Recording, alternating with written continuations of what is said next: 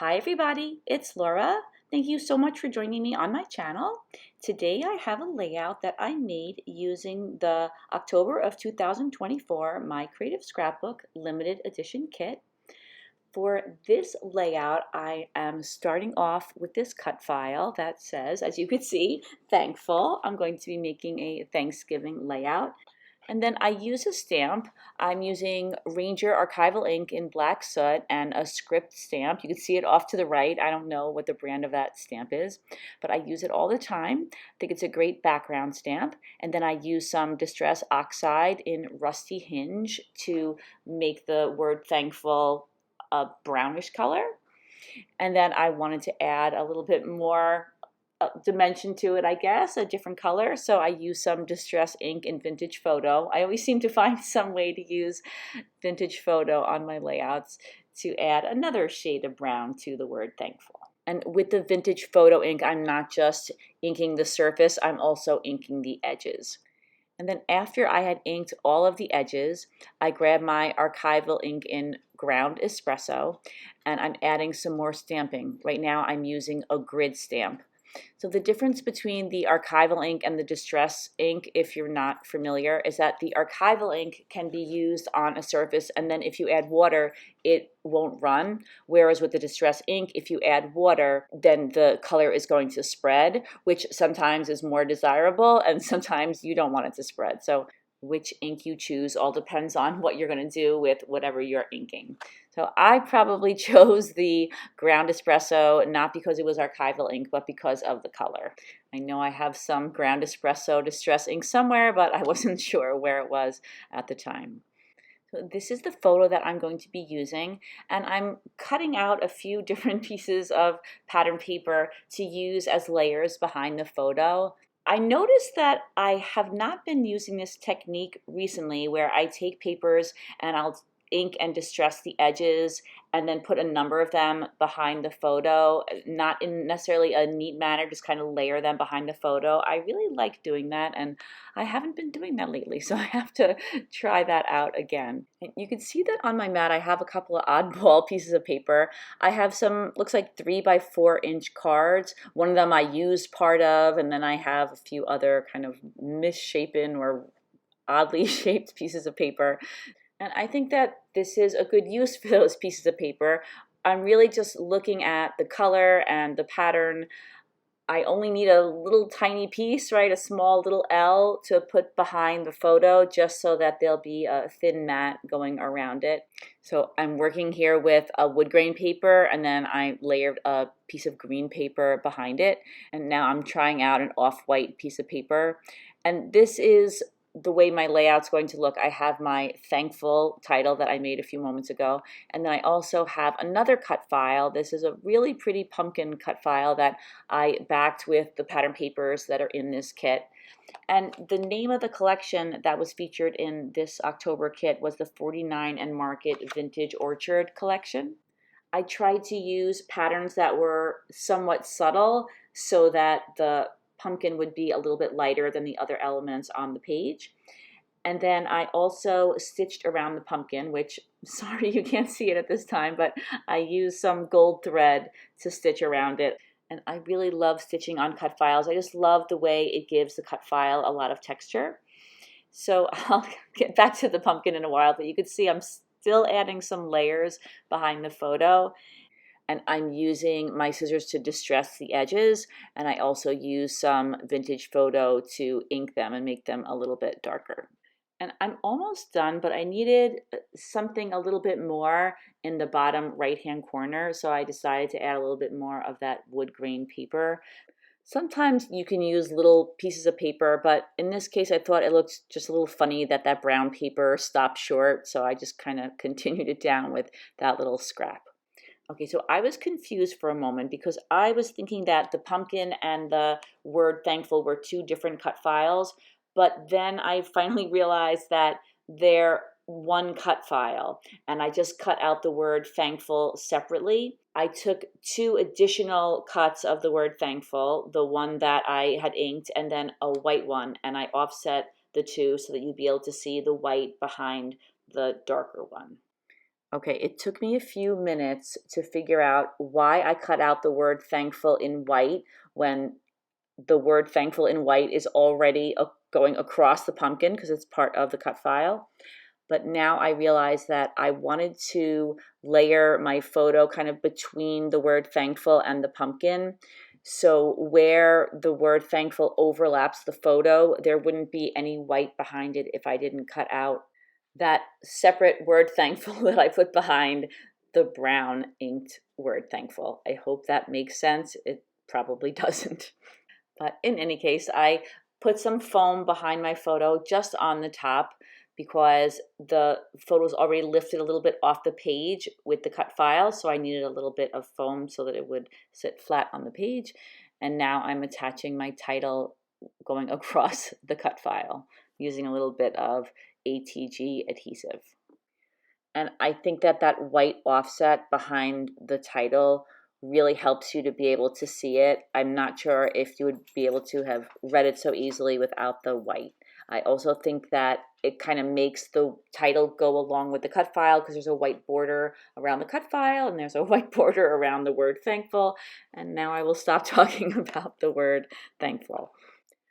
On my mat, you can see a number of embellishments that I plan to use on my layout. And once again, I'm using my Distress ink in Vintage Photo to ink the edges. Not only am I inking the edges of the die cuts and ephemera pieces, I'm also inking the edges of the dimensional flowers. A lot of times I'll put things on my flowers, glazes and products to make them a little shinier, but because this is a fall layout and a Thanksgiving layout, I was thinking that it might look nice to leave them natural looking and not quite as blingy as I would if it was, for example, a Christmas layout. So now I'm jumping back to my cut file. I was happy with the way that the pumpkin turned out, and I love the pattern paper that I used, but I felt that the two kind of blended into each other, especially since there's a lot of very light coloring in the center of the page. So I used the offset feature on my Silhouette Cameo, and it cut out the same shape, but just a tiny bit bigger, just to add kind of a matte around the outside.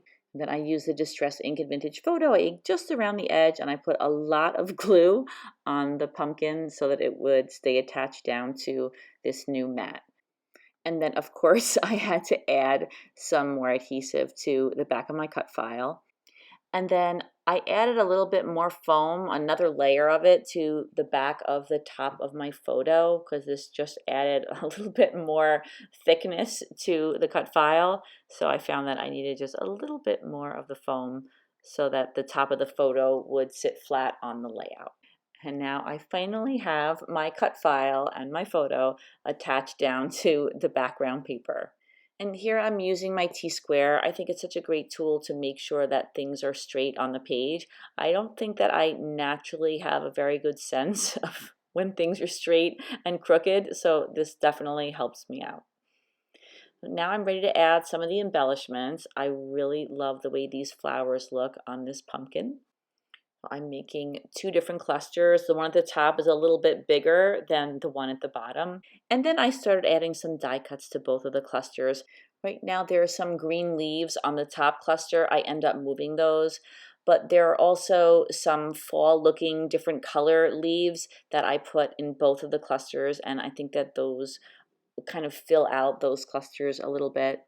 And then I like the way those green leaves look layered over the photo, but I don't like the way the stem of that branch is connected to the stem of the pumpkin. It just looks kind of funny, so I end up moving that around a little bit. And now I'm using some more of the floral die cut pieces that were in the kit to build those clusters a little bit. I love all the stems and all of the leaves and the way they're all different types of plants. So I decided to put those green leaves that I had at the top kind of cascading down from the title. And then I also put some of the green leaves behind the photo instead of having them layered on top of the photo. I also have a butterfly in the upper right-hand corner. That's kind of a bigger butterfly. And I'm going to add some smaller ones in a couple of spots around the layout as well. And then I really love the way there were some bows included in the die cut pieces, so I included one of those on top of my photo, and you can see I'm tucking a few more leaves and a few more stems into those two clusters, especially the one on the top. And then I added 3 little bees going across the title. They're so small that you can't see them super clearly, but I think they add something nice to the title. I like when there are embellishments added to the title so that it doesn't look so different from the rest of the page. I also added 2 sentiments underneath the title. One says filled with gratitude, and the other one says this is happiness. And now I'm happy with the way everything looks, so I started attaching the elements down to the page. For those 2 little sentiments, I added some cardstock behind them. Usually I don't add extra cardstock to the back of elements I put on my page unless I'm going to pop them up on foam. But because I'm attaching these down on top of the cut file, which is kind of bumpy with all the stitching, I thought that it would make sense to add some cardstock because I was afraid that the sentiments would look a little bumpy when attached down to that bumpy surface. So I don't show all the footage of me attaching everything down, but I did use my ATG gun once again, and I attached everything down to the page. I also used the ATG to attach the flowers down, but that's just a temporary adhesive, and then I go back later on when I'm 100% sure that I don't want to move anything around, and I add some wet glue to all of the flowers. I also added some photo corners to my photo. I use a photo corner punch to punch those out, and I ink the edges and attach them down in all 4 corners of the photo. I also added a little bit of foam to the back of the butterfly's wings just to give them a little bit more dimension. And then I added a few jewels. I didn't go crazy with the jewels like I sometimes do. I just added a couple. I added 1 to each of the butterflies. Usually I add a whole bunch to the butterflies, but I just wanted a little touch of a sparkle on the page. I also added some jewels to my photo corners. And then I added a jewel to the center of the bow that's on top of the photo. And then I had a little bird that I wanted to include on the layout, so I tucked that behind the H in the title. And then I also wanted to include this little yellow butterfly, so I tucked that behind the L in the title.